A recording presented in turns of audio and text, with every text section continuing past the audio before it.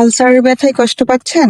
বাঁধাকপি, রসুন আর মধু নিয়ে এমন একটি তথ্য আছে যা জানার পর আপনি অবাক হতে পারেন। নাম্বার 1, বাঁধাকপি। চিকিৎসা বিজ্ঞানে প্রমাণিত বাঁধাকপিতে প্রচুর পরিমাণে ভিটামিন ইউ থাকে, যা মাত্র কয়েকদিনে পেটের ভেতরের ক্ষত বা আলসার জোড়া লাগাতে সাহায্য করে।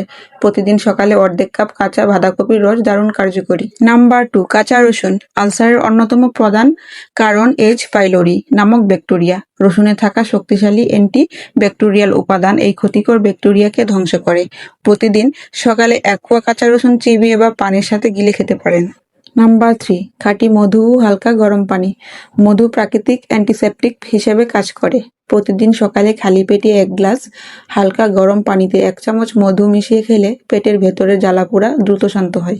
খুবই গুরুত্বপূর্ণ, শুধু ভালো জিনিস খেলেই হবে না। আলসার পুরোপুরি সারাতে হলে 3টি জিনিস আজই জীবন থেকে বাদ দিতে হবে।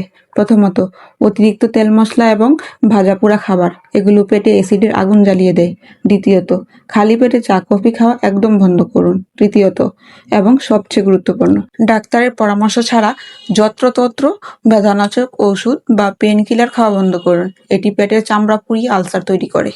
ভিডিওটি ভালো লাগলে লাইক ও শেয়ার করবেন। ধন্যবাদ।